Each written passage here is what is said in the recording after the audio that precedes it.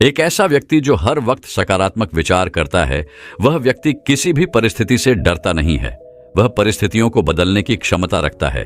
इसलिए उस व्यक्ति जैसा हौसला पाना है तो सकारात्मक विचार हर वक्त करने पड़ेंगे। और सकारात्मक विचार हर वक्त कैसे करें और इन सकारात्मक विचारों की शक्ति को कैसे इस्तेमाल करें, यही हम आज के इस वीडियो में एक रोचक कहानी के माध्यम से जानेंगे। तो चलिए शुरुआत करते हैं। नितिन और साक्षी दो दोस्त थे जो भारत के एक अनोखे गांव में रहते थे। नितिन एक मेहनती युवक था जो कई चुनौतियों का सामना करने के बावजूद जीवन के प्रति हमेशा सकारात्मक दृष्टिकोण रखता था। दूसरी ओर साक्षी अपनी संक्रामक मुस्कान और दयालु स्वभाव के लिए जानी जाती थीं। साथ में वे एक ऐसी यात्रा पर निकले जो उनके लचीलेपन और आंतरिक शक्ति का परीक्षण करेगी। एक धूप भरी सुबह नितिन और साक्षी अपने गांव के आसपास के हरे भरे खेतों का पता लगाने के लिए निकले। जैसे ही वे चल रहे थे, नितिन ने देखा कि कैसे सूरज की किरणें उनके रास्ते में लगे जीवंत फूलों को रोशन कर रही थीं। उन्होंने साक्षी की ओर मुड़कर कहा, जिंदगी हमारे रास्ते में बाधाएं खड़ी कर सकती है, लेकिन हर स्थिति में सुंदरता ढूंढना हम पर निर्भर है। साक्षी ने सहमति में सिर हिलाया। उसकी आंखें दृढ़ संकल्प से चमक रही थीं। उन्होंने मुस्कुराते हुए जवाब दिया, मेरा मानना है कि सकारात्मक विचारों में हमारी वास्तविकता को आकार देने की शक्ति है। आइए हम जहां भी जाएं, खुशियां फैलाते रहें। जैसे ही वे आगे बढ़े, उनकी नजर एक बुजुर्ग महिला पर पड़ी जो फलों की भारी टोकरी उठाने के लिए संघर्ष कर रही थी। बिना किसी हिचकिचाहट के नितिन और साक्षी उसकी सहायता के लिए आगे आए और अपनी सहायता की पेशकश की। महिला उनकी मदद के लिए आभारी थी और उन्हें बहुत धन्यवाद दिया। उनकी दयालुता से प्रभावित होकर महिला ने खुद को एक बुद्धिमान आर्षि बताया जो उन्हें देख रहा था। उन्होंने कहा, आपके सकारात्मक विचार और निस्वार्थ कार्य किसी का ध्यान नहीं गए हैं। याद रखें, सच्ची खुशी भीतर से आती है और दूसरों की मदद करके आप अपना जीवन समृद्ध कर रहे हैं। नितिन और साक्षी ने आर्षि की बातें ध्यान से सुनी। उनकी बुद्धिमत्ता से प्रेरित महसूस किया। उन्होंने उसे विदाई दी और अपनी यात्रा जारी रखी। उनके दिल कृतज्ञता और खुशी से भर गए। जैसे ही दिन ढलने लगा, उन्होंने खुद को घने जंगल के किनारे पर पाया। पक्षियों की चहचहाहट और पत्तों की सरसराहट से हवा भर गई, जिससे शांति का एहसास हुआ। नितिन ने साक्षी की ओर मुड़कर कहा, आगे आने वाले अज्ञात खतरों के बावजूद मेरा मानना है कि हम साहस और सकारात्मकता के साथ किसी भी बाधा को पार कर सकते हैं। साक्षी ने सहमति में सिर हिलाया। उसकी आंखें दृढ़ संकल्प से चमक रही थीं। उन्होंने मुस्कुराते हुए घोषणा की, आइए अपने डर का डटकर सामना करें और पहले से अधिक मजबूत होकर उभरें। तभी छाया से एक खूंखार बाघ निकला। उसकी नजरें नितिन और साक्षी पर टिक गईं। घबराने के बजाय उन्होंने सकारात्मक विचारों और आंतरिक शक्ति के बारे में आर्षि के शब्दों को याद किया। अटूट साहस के साथ वे डटे रहे और निडर होकर बाघ का सामना किया। उन्हें आश्चर्य हुआ जब बाघ धीरे धीरे उनके पास आया। उसका व्यवहार आक्रामकता से जिज्ञासा में बदल गया। नितिन और साक्षी ने दोस्ती में हाथ बढ़ाया और बाघ ने उन्हें प्यार से थपथपाया, मानो उनके शुद्ध इरादों को भांप रहा हो। बुद्धिमान आर्षि एक बार फिर प्रकट हुए। उनके चेहरे पर एक जानने योग्य मुस्कान थी। आपने साबित कर दिया है कि सकारात्मकता और साहस बड़ी से बड़ी चुनौतियों पर भी विजय पा सकते हैं। याद रखें, खुशी सिर्फ एक मंजिल नहीं है, बल्कि उतार चढ़ाव से भरी यात्रा है। अपने प्रति सच्चे रहें और आप हर पल पूर्णता पाएंगे। नए ज्ञान और दोस्ती के गहरे बंधन के साथ नितिन और साक्षी अपने गांव लौट आए और अपने रास्ते में आने वाली किसी भी बाधा का सामना करने के लिए तैयार हो गए। वे जहां भी गए, सकारात्मकता और प्रेरणा फैलाते हुए अपनी कहानी दूसरों के साथ साझा की और इसलिए नितिन और साक्षी अपने गांव में आशा और खुशी की किरण बन गए और दूसरों को सकारात्मक विचारों की शक्ति और दयालुता का महत्व सिखाया। उनकी यात्रा इस तथ्य का प्रमाण थी कि जीवन चाहे कितना भी कठिन क्यों न लगे, एक सकारात्मक दृष्टिकोण और दयालु हृदय अनंत संभावनाओं और शाश्वत आनंद की ओर ले जा सकता है। उनकी कहानी का नैतिक स्पष्ट था, खुशी के लिए सकारात्मक विचार आवश्यक है और आंतरिक शक्ति और दयालु हृदय के साथ कोई भी व्यक्ति अपने रास्ते में आने वाली किसी भी बाधा को पार कर सकता है। नितिन और साक्षी की कहानी आने वाली पीढ़ियों तक याद रखी जाएगी। ये याद दिलाती रहेगी कि सच्ची संतुष्टि भीतर से आती है और सकारात्मकता की शक्ति की कोई सीमा नहीं है। तो दोस्तों, अब अगली कहानी की शुरुआत कुछ इस प्रकार होती है। सकारात्मक विचारों की शक्ति को उजागर करना। भारत के मध्य में बसे एक छोटे से गांव में आनंद और शर्मा नाम के दो दोस्त रहते थे। आनंद अपनी संक्रामक ऊर्जा और अटूट आशावाद के लिए जाने जाते थे, जो हमेशा जीवन के उज्जवल पक्ष को देखते थे। दूसरी ओर शर्मा एक निराशावादी थे, जो लगातार नकारात्मक बातों पर ध्यान देते थे, जिससे उनके हर कदम पर उनके विचार हावी हो जाते थे। एक धूप वाली सुबह जैसे ही गांव पक्षियों की चहचहाहट और ताजी बनी चाय की सुगंध से जग गया, आनंद और शर्मा गांव के केंद्र में पुराने बरगद के पेड़ के पास बैठे अपने सपनों और आकांक्षाओं पर चर्चा कर रहे थे। आनंद ने एक छोटा व्यवसाय शुरू करने की अपनी योजना के बारे में सजीव ढंग से बात की। उनकी आंखें उत्साह से चमक रही थीं। आनंद, तुम हर समय इतने सकारात्मक कैसे रह सकते हो? शर्मा ने संदेह से भौहें सिकोड़ते हुए पूछा। आनंद ने गर्मजोशी से मुस्कुराते हुए जवाब दिया, शर्मा, सकारात्मक विचार आत्मा के लिए धूप की तरह हैं। उनमें सबसे अंधेरे दिनों को भी रोशन करने की शक्ति है। अगर हम हर स्थिति में अच्छे पर ध्यान केंद्रित करते हैं तो हम अपने जीवन में सकारात्मक ऊर्जा और अवसरों को आकर्षित करते हैं। शर्मा ने आनंद के विश्वास से असहमत होकर संदेहपूर्वक अपना सिर हिलाया। उनका मानना था कि जीवन संघर्षों और कठिनाइयों से भरा है और सकारात्मकता दुनिया की कठोर वास्तविकताओं को नजरअंदाज करने का एक भोला तरीका है। जैसे ही सप्ताह महीनों में बदल गए, आनंद ने अपना व्यवसाय स्थापित करने के लिए अपनी यात्रा शुरू कर दी, जबकि शर्मा अपने नकारात्मक विचारों से ग्रस्त होकर किनारे से देख रहे थे। रास्ते में असफलताओं और चुनौतियों का सामना करने के बावजूद आनंद चेहरे पर मुस्कान और आशा से भरे दिल के साथ डटे रहे। एक दिन गांव से गुजर रहे एक धनी व्यापारी ने आनंद के दृढ़ संकल्प और सकारात्मक दृष्टिकोण को देखा। उनकी कार्य नीति से प्रभावित होकर व्यापारी ने आनंद के व्यवसाय में निवेश करने की पेशकश की, जिससे वह नई ऊंचाइयों पर पहुंच गया। आनंद का व्यवसाय फल फूल गया, जिससे न केवल वो बल्कि पूरे गांव में समृद्धि आई। इस बीच शर्मा का निराशावाद और भी गहरा हो गया, क्योंकि वह आत्मदया और अपने दुर्भाग्य के प्रति आक्रोश में डूबा हुआ था। जब आनंद ने सफलता हासिल की तो वह ईर्ष्या से देखता था, लेकिन इस सरल लेकिन गहन सत्य को समझने में असमर्थ था कि सकारात्मक विचार सकारात्मक परिणामों को आकर्षित करते हैं। एक तूफानी रात में जब गांव में बारिश हो रही थी, शर्मा ने उसी बरगद के पेड़ के नीचे शरण ली जहां वह और आनंद एक साथ बैठे थे। निराश और खोया हुआ महसूस करते हुए उसे सकारात्मक विचारों की शक्ति के बारे में आनंद के शब्द याद आए। स्पष्टता के उस क्षण में शर्मा को अपने तरीकों की त्रुटि का एहसास हुआ। वह समझते थे कि खुशी समस्याओं की अनुपस्थिति में नहीं मिलती, बल्कि एक सकारात्मक मानसिकता की उपस्थिति में मिलती है, जो किसी भी तूफान का सामना कर सकती है। अगली सुबह शर्मा विनम्र हृदय से आनंद के पास पहुंचे और अपने पिछले संदेहों और नकारात्मकता के लिए क्षमा मांगी। हमेशा आशावादी रहे आनंद ने शर्मा का खुले दिल से स्वागत किया, ये जानते हुए कि सच्ची खुशी एक दूसरे का उत्थान करने की क्षमता में है। उस दिन के बाद से आनंद और शर्मा एक दूसरे की ताकत और कमजोरियों को संतुलित करते हुए यिन और यांग के अवतार बन गए। उन्होंने पूरे गांव में सकारात्मकता और प्रेरणा फैलाने के लिए मिलकर काम किया और सभी को यह अमूल्य सबक सिखाया कि सकारात्मक विचार वास्तव में खुशी और सफलता को खोलने की कुंजी है। और इसलिए आनंद और शर्मा की कहानी पीढ़ियों तक गूंजती रही। एक कालातीत अनुस्मारक की चाहे बादल कितने भी काले क्यों न हो, सूरज की किरण हमेशा उन लोगों के लिए चमकने का इंतजार कर रही है जो सकारात्मक विचारों की शक्ति को अपनाना चुनते हैं। तो दोस्तों, अब अगली कहानी की शुरुआत कुछ इस प्रकार होती है। ग्रामीण भारत के एक छोटे से गांव में विक्रम और राघव नाम के दो भूत रहते थे। वे गांव के बाहरी इलाकों में आतंक मचाने के लिए जाने जाते थे और रात में वहां से गुजरने की हिम्मत करने वाले किसी भी व्यक्ति को डरा देते थे। ग्रामीण इन शरारती आत्माओं से डरते थे। उनका मानना था कि ये बुरी किस्मत और दुख लाती है। एक चांदनी रात में जब विक्रम और राघव गांव में घूम रहे थे, उनकी नजर अलीशा नाम की एक खूबसूरत युवा महिला पर पड़ी। वह अकेली चल रही थी उसके चेहरे पर चांद की चमक झलक रही थी।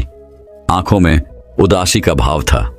उसकी उपस्थिति से उत्सुक होकर भूतों ने उसका पीछा करने का फैसला किया, और जब वह सुनसान सड़कों पर अपना रास्ता बना रही थी तो उसके पीछे चुपचाप तैर रहे थे। जीवन में कठिनाइयों का सामना करने के बावजूद अलीशा एक दयालु आत्मा थी।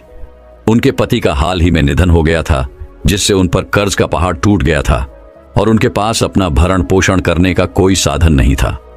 वह दिन के दौरान खेतों में अथक परिश्रम करती थी और रात में अपनी बुजुर्ग मां की देखभाल करती थी। अपना दर्द छिपाने के लिए हमेशा अपने चेहरे पर मुस्कान रखती थी।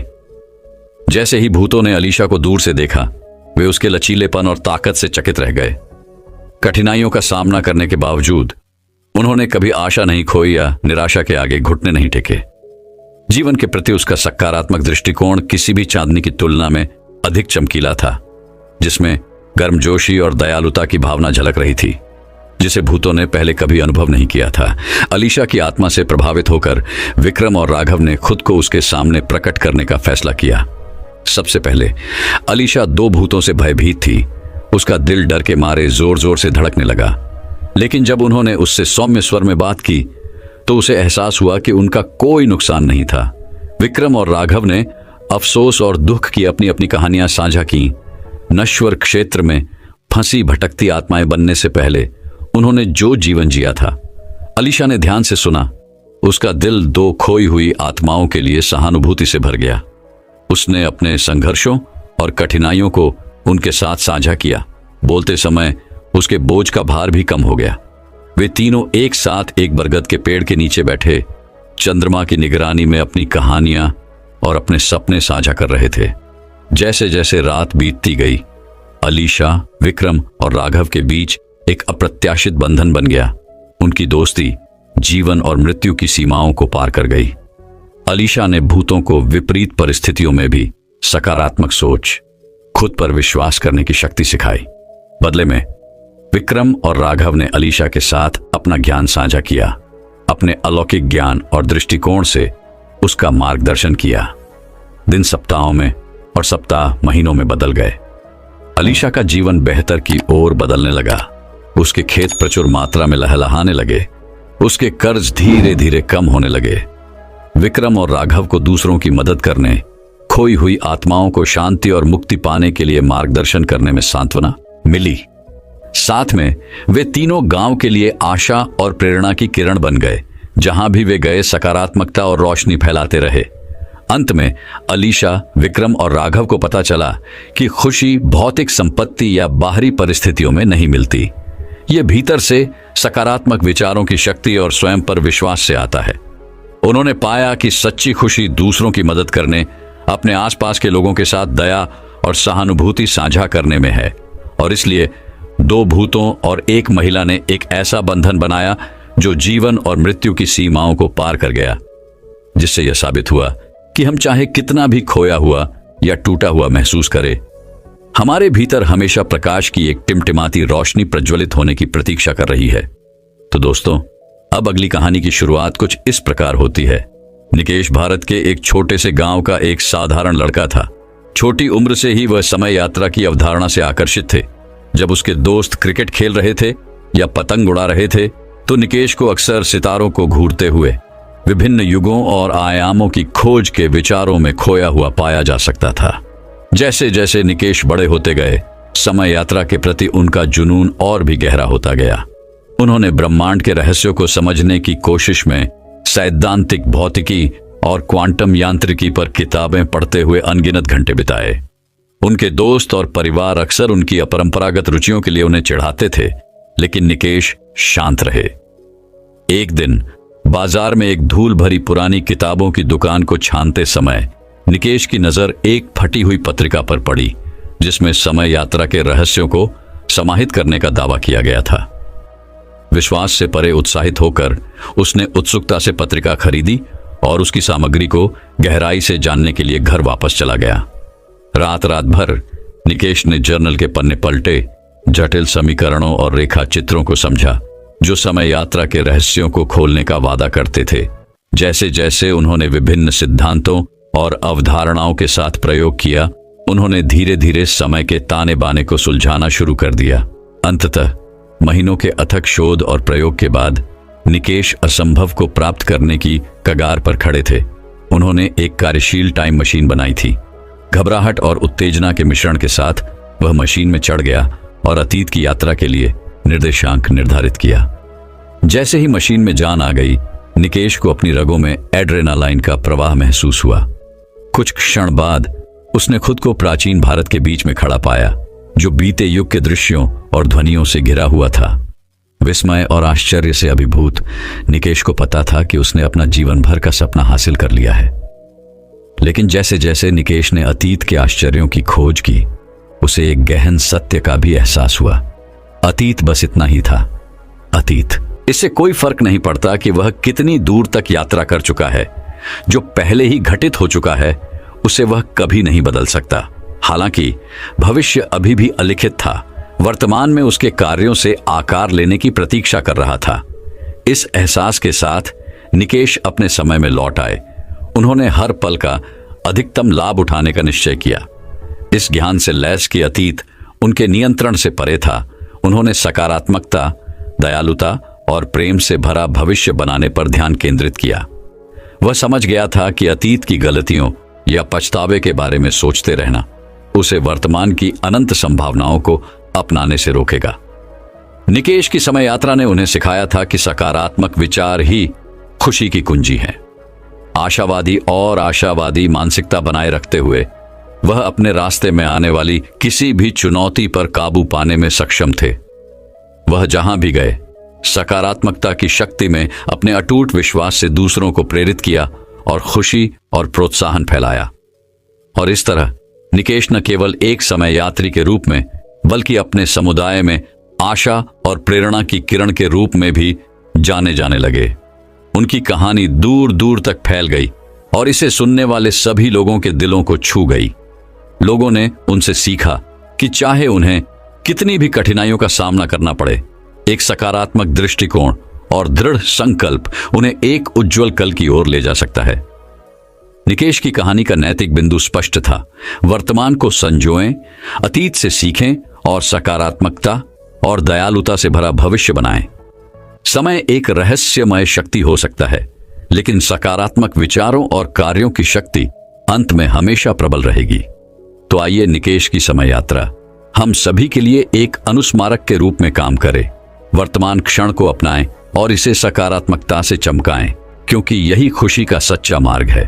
तो दोस्तों, अब अगली कहानी की शुरुआत कुछ इस प्रकार होती है। मुंबई के हलचल भरे शहर में शांति विद्यालय नामक एक छोटे लेकिन असाधारण स्कूल में छात्रों का एक समूह था, जो अपने शैक्षणिक जीवन की सबसे महत्वपूर्ण परीक्षाओं, इंडियन लॉन्ग स्कूल परीक्षाओं का सामना करने वाले थे। उनमें अर्जुन नाम का एक लड़का था, जो एक मेहनती छात्र था, जो हमेशा अपनी पढ़ाई में उत्कृष्टता के लिए प्रयास करता था। जैसे जैसे परीक्षा की तारीखें नजदीक आती गईं, स्कूल का माहौल तनावपूर्ण होता गया। अच्छा प्रदर्शन करने का दबाव छात्रों पर भारी पड़ता है, जिससे रातों की नींद हराम हो जाती है और नसें कमजोर हो जाती हैं। लेकिन तमाम तनाव और चिंता के बीच अर्जुन शांत और संयमित रहे। वह सकारात्मक विचारों की शक्ति में विश्वास करते थे और परिस्थितियों की परवाह किए बिना प्रसन्नचित्त आचरण बनाए रखते थे। एक दिन जब छात्र अंतिम समय के अध्ययन सत्र के लिए स्कूल के प्रांगण में एकत्र हुए, तो उनके शिक्षकों ने अर्जुन की अटूट सकारात्मकता को देखा और छात्रों के साथ एक कहानी साझा करने का फैसला किया। कहानी एक महान आर्षी के बारे में थी, जो पहाड़ों में रहते थे और उनके पास एक जादुई क्रिस्टल था, जो किसी भी इच्छा को पूरा कर सकता था।